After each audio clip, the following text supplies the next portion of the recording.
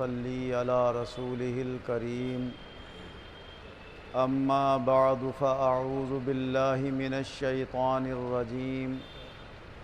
بسم الله الرحمن الرحيم وعلمك ما لم تكن تعلم وكان فضل الله عليك عظيما۔ اللہ تبارک و تعالی اپنے کلام عظیم میں ارشاد فرما رہا ہے، اے نبی مکرم صلی اللہ علیہ وسلم، اللہ نے آپ کو وہ سکھا دیا جو آپ پہلے نہیں جانتے تھے، اور یہ اللہ کا آپ کے اوپر بہت بڑا فضل و کرم ہے۔ اللہ جل شانہ و عم نوالہ اس مبارک آیت میں ہمیں دو باتیں بتا رہا ہے۔ ایک تو یہ کہ اللہ کے پاس جو بھی علم ہے وہ اس کا اپنا ہے، اسے کسی نے نہیں سکھایا ہے، وہ ہر چیز کو ہمیشہ سے جانتا ہے، اور اللہ کے علاوہ جس کو بھی علم ملتا ہے تو وہ اللہ کے عطا کرنے سے ملتا ہے، چاہے وہ اللہ کے رسول ہوں، چاہے اللہ کے ولی ہوں، چاہے عام انسان ہو، جس کو بھی جتنا علم ملتا ہے وہ اللہ کے عطا فرمانے سے ملتا ہے۔ تو اسی لیے علماء کرام تمام بالاتفاق اپنا یہ مذہب رکھتے ہیں کہ اللہ تبارک و تعالی کا جو کچھ بھی علم ہے، جو کچھ بھی اس کے پاس طاقت اور قوت ہے، وہ سب اس کی ذاتی اور اپنی ہے، اور جس کے پاس بھی جو طاقت ہے، علم ہے، جو بھی نعمت ہے، وہ سب اللہ کی عطا کی ہوئی ہے، لہٰذا وہ عطائی ہے۔ اسے ذاتی کہا جاتا ہے اور اسے عطائی کہا جاتا ہے۔ اب اگر رسول اکرم صلی اللہ علیہ وسلم کو یہ مان لیا جائے کہ اللہ نے ہر چیز کا علم عطا فرما دیا، تو ہر چیز کا علم ہونے سے بھی رسول اکرم صلی اللہ علیہ وسلم اللہ کی برابر نہیں ہو سکتے،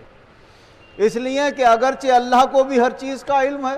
اور حضور کو بھی ہر چیز کا علم ہو جائے تو علم میں بھی برابر نہیں ہو سکتے، اس لیے کہ اللہ کا علم خود اپنا ہے، اور رسول اکرم صلی اللہ علیہ وسلم کے پاس جو ہے وہ اللہ کا عطا کیا ہوا ہے، اور دینے والا اور لینے والا دونوں برابر نہیں ہو سکتے۔ دینے والا ہمیشہ اعلیٰ ہوتا ہے اور لینے والا اس کے مقابلے میں اس سے کم مرتبے کا ہوتا ہے۔ اور یہ اشارہ ایک حدیث پاک میں حضور نبی اکرم صلی اللہ علیہ وسلم نے یوں بیان فرمایا، الید العلیٰ خیر من الید السفلی،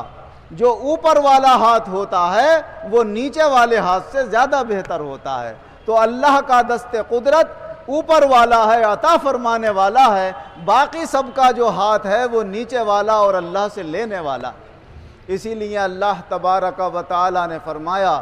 یا ایھا الناس انتم الفقراء الی اللہ واللہ هو الغنی الحمید، اے لوگو تم سب کے سب اللہ کے محتاج ہو، اور اللہ کسی کا محتاج نہیں ہے، اللہ سب سے بے نیاز اور غنی ہے۔ تو اس لیے اللہ تبارک و تعالی نے اس مبارک آیت میں ہمیں یہ خبردار فرمایا کہ ہمارے رسول صلی اللہ علیہ وسلم کے پاس سب سے زیادہ علم ہے، اور اس علم کی برکت سے ان کا بڑا اونچا مرتبہ اور مقام ہے، اور وہ علم اللہ فرماتا ہے ہم نے انہیں عطا فرمایا ہے۔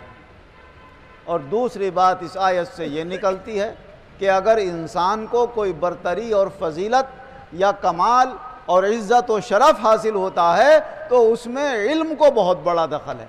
جو جتنا بڑا علم والا ہوتا ہے وہ اتنے ہی اونچے مقام والا ہوتا ہے۔ ہم اور آپ دنیا میں دیکھتے ہیں جس کے پاس اونچی ڈگری ہوتی ہے وہ اونچے درجے کا افسر بنتا ہے، جس کے پاس کم درجے کی ڈگری ہوتی ہے وہ کم درجے کا مرتبہ اور مقام پاتا ہے۔ تو حضور نبی اکرم صلی اللہ علیہ وسلم کے لیے اللہ تبارک و تعالی قرآن پاک میں فرما رہا ہے کہ ہم نے انہیں علم کی سب سے اونچی ڈگری عطا فرمائی ہے، اور ان کے اوپر اللہ کا یہ بہت بڑا فضل اور کرم ہے۔ اور حضور نبی اکرم صلی اللہ علیہ وسلم کا مبارک طریقہ اپناتے ہوئے آپ کے امتیوں کے لیے بھی یہ لازم اور ضروری ہے کہ وہ زیادہ سے زیادہ علم حاصل کریں تاکہ وہ بھی برتری اور فضیلت حاصل کرنے والے بنیں اور اونچا مقام حاصل کرنے والے بنیں۔ ہر میدان کے اندر جو کام ہم کرنا چاہتے ہیں اگر اس کا علم ہوگا تو ہم وہ آسانی سے پورا کر لیں گے، اور اس علم نہیں ہوگا تو ہمیں دشواری ہوگی اس کے حاصل کرنے میں۔ جیسے کہ کوئی شخص اگر کسی محلے کو نہیں جانتا ہے، بس اس کا نام سنا ہے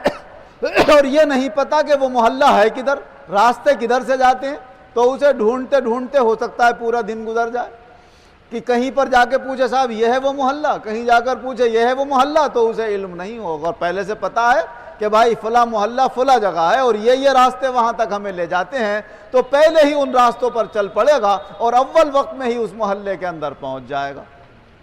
چنانچہ شیخ سعدی رحمۃ اللہ علیہ نے فرمایا، ترسم نرسی بکابا اے عربی کی راہ کے تو میروی بترکستان است۔ اے ناسمجھ جنگل کے رہنے والے کم عقل نادان انسان، مجھے خطرہ ہے کہ تو کعبے نہیں پہنچ پائے گا، اس لیے کہ جس راستے پہ تو چل رہا ہے یہ تو ترکستان کو جاتا ہے۔ اسی لیے جہالت میں آج حضور صلی اللہ علیہ وسلم کی امت کون سے غلط راستے اپنا رہی ہے، جو کل بھی میں نے آپ کو تقریر میں بتایا، وہ انہیں اللہ کی رضا کی طرف لے جانے والے راستے نہیں ہیں، ناراضگی کی طرف لے جانے والے راستے ہیں، اور اس کا سبب ان کی جہالت اور گمراہی بن رہی ہے۔ اس لیے لازم ہے کہ سب کے سب علم حاصل کرنے کی کوشش کریں۔ حضور صلی اللہ علیہ وسلم نے فرمایا، طلب العلم فریضۃ علی کل مسلم، علم کا طلب کرنا ہر مسلمان کے اوپر فرض اور ضروری ہے۔ تو فرض اور ضروری اتنا تو نہیں ہے کہ ہر آدمی عالم دین بن جائے، پورا باسند فاضل بن جائے، محدث بن جائے، مفسر بن جائے۔ اگر سب اسی میں لگ جائیں گے تو پھر کون دنیا کے کام دیکھے گا، کون کاروبار دیکھے گا، کون گھر کی ضرورتیں پوری کرے گا؟ تو اتنا ہوتا ہے کہ اگر محلے میں سے ایک آدمی بھی عالم بن جائے تو وہ سب کی نگرانی کے لیے کافی ہوتا ہے، اور ہر مسلمان پر اتنا علم لازم اور ضروری ہوتا ہے جتنا اس کی زندگی گزارنے کے لیے کافی ہو سکے۔ مثلا اسے نماز پڑھنا ہے تو نماز کے طریقے آتے ہیں اسے، کہ رکوع کیسے ہوتا ہے، سجدہ کیسے ہوتا ہے، قیام کیسے ہوتا ہے۔ وضو کے طریقہ آتا ہو اس سے کہ بھائی وضو میں کلی کیسے کی جاتی ہے، ناک میں پانی کیسے ڈالا جاتا ہے، منہ کیسے دھویا جاتا ہے، ہاتھ کیسے دھوئے جاتے ہیں، سر کا مسح کیسے کیا جاتا ہے، پاؤں کیسے دھوئے جاتے ہیں، کیا کیا چیزیں وضو کے اندر دھونا ضروری ہیں۔ تو وضو ہے، نماز ہے، روزہ رکھنا ہے۔ ایسے ہی ہمارا کاروبار ہے کہ ہم جب بھی کوئی کام کریں تو یہ سوچ لیں اور سمجھ لیں، اور اگر ہمیں علم نہیں ہے تو علم والوں سے پوچھ لیں کہ ہم یہ کام کرنا چاہ رہے ہیں، اس میں کیا طریقہ جائز ہے، کیا ناجائز ہے، کیا حلال ہے، کیا حرام ہے۔ تو اتنا اس علم ہر مسلمان کے اوپر لازم اور ضروری ہے، اور یہ علم اللہ کی طرف سے بہت بڑی فضیلت کی بات ہے۔ خاص طور سے علم دین حاصل کرنے والے کو دوہرا فائدہ ہوتا ہے، ایک تو اس کا علم میں برکت پیدا ہوتی ہے، اور دوسرے اس کے لیے جنت آسان ہو جاتی ہے۔ حضور صلی اللہ علیہ وسلم نے ارشاد فرمایا کہ جو شخص علم دین حاصل کرنے کا راستہ اپناتا ہے تو وہ راستہ اسے جنت تک لے جاتا ہے، اور اللہ تعالیٰ اس کے لیے جنت میں جانا آسان فرما دیتا ہے۔ اور حضور صلی اللہ علیہ وسلم نے فرمایا، آدمی مر جاتا ہے، اذا مات الانسان انقطع عنہ عملہ، جب آدمی مر جاتا ہے تو اس کے عمل کا سلسلہ منقطع ہو جاتا ہے، الا من ثلاثۃ، مگر تین چیزیں ایسی ہیں جن کا ثواب مرنے کے بعد بھی اسے ملتا رہتا ہے۔ فرمایا ایک تو یہ کہ وہ کوئی صدقہ جاریہ کر جائے، مدرسہ بنوا جائے، مسجد بنوا جائے، یا کسی نیک کام میں ایسا پیسہ خرچ کر جائے، پانی کے پینے کا انتظام کر جائے، تو یا کسی کو قرآن عظیم پڑھنے کے لیے دے دے یا اسے پڑھنا سکھا دے، تو جب تک اس کا یہ نیک عمل دنیا میں باقی رہے گا لوگ اس سے فائدہ اٹھاتے رہیں گے، مرنے والے کو اس کا ثواب ملتا رہے گا۔ فما او علم ينتفع به، یا دنیا میں وہ اپنا کوئی ایسا علم چھوڑ جائے کہ جس سے لوگ فائدہ اٹھاتے جائیں۔ کوئی عالم ہے اس نے بہت سارے علماء تیار کر دیے، کوئی حافظ ہے اس نے بہت سارے حافظ تیار کر دیے، کوئی قاری ہے اس نے بہت سارے قاری تیار کر دیے، تو اس کے شاگرد جب تک قرآن پڑھتے رہیں گے اسے دنیا کے جانے کے بعد بھی ثواب ملتا رہے گا، اور اس کے شاگرد پھر شاگرد بنائیں گے، تو جب تک قیامت تک اس کے شاگردوں کے شاگرد شاگردوں کے شاگرد تیار ہوتے چلے جائیں گے، تو جو سب سے پہلا استاد ہے اس کو ثواب ملتا رہے گا، اسی طرح دوسرے والے کو ثواب ملتا رہے گا۔ جیسے آپ نے سنا ہوگا کہ آج کل ایک کاروبار نکلا ہے کہ ایک کمپنی کسی کو اپنا ایجنٹ بناتی ہے اور پھر اس سے یہ کہتی ہے تم جتنے ایجنٹ بنا لو گے تمہاری اس میں آمدنی میں اضافہ ہوتا رہے گا. تو جیسے جیسے اس کے ایجنٹ بڑھتے چلے جاتے ہیں تو دوسرے نمبر والے کے بڑھتے ہیں تو اس کے بھی آمدنی میں اضافہ ہوتا رہتا ہے. بالکل یہی حساب اللہ تبارک و تعالیٰ کے یہاں دین کے کام کرنے والوں کا اور اچھی باتیں دنیا میں چھوڑ جانے والوں کا ہے کہ جب تک وہ دنیا میں باتیں قائم رہیں گی تو جو ان کے پھیلانے والے ہوں گے ان کے ثواب بھی بڑھتے رہیں گے اور جو سب سے پہلے پھیلایا ہے جس نے اس کا ثواب بھی بڑھتا رہے گا. اسی لیے اللہ تبارک و تعالیٰ نے فرمایا وَلَلْآخِرَةُ خَيْرٌ لَكَ مِنَ الْأُولَىٰ. اے محمد مصطفیٰ صلی اللہ علیہ وسلم تمہاری بات کے آنے والی گھڑی اور بات کا آنے والا وقت پہلے والے گزرے ہوئے وقت سے زیادہ بہتر ہوگا. اس لیے کہ دنیا میں جو بھی نیک کام یہ امت کرے گی اور پھیلائے گی سب سے پہلے وہ حاصل ہوا ہمیں رسول اکرم صلی اللہ علیہ وسلم سے. تو ہمارے رسول کو تمام امتیوں کی طرف سے اللہ تعالیٰ ثواب دیتا رہے گا اور دن بدن ان کے مرتبے خود بخود بڑھتے چلے جائیں گے. اور فرمایا او ولد صالح یدعو له, یا کوئی شخص دنیا میں اپنی نیک اولاد چھوڑ جائے جو اس کے لیے دعا کرتی رہے.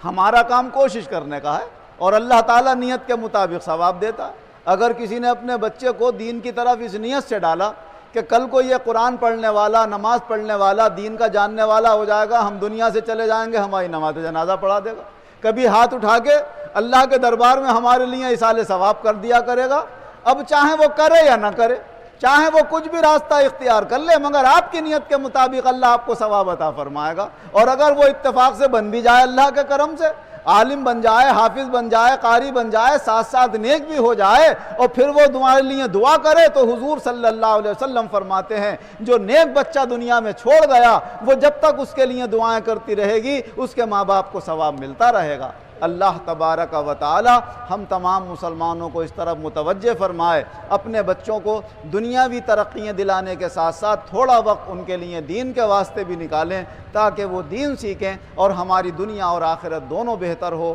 آمین. وآخر دعوانا ان الحمدللہ رب العالمین. الحمدللہ رب العالمین والعاقبۃ للمتقین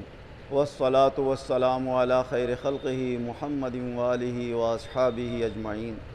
اے اللہ ہم سب مسلمانوں کے گناہوں کو معاف فرما, آئندہ گناہوں سے بچنے کی توفیق عطا فرما,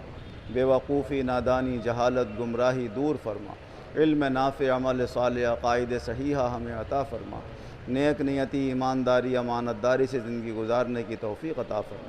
جہاں جہاں مسلمانوں پر ظلم و ستم ہو رہے ہیں مولا ظالموں کو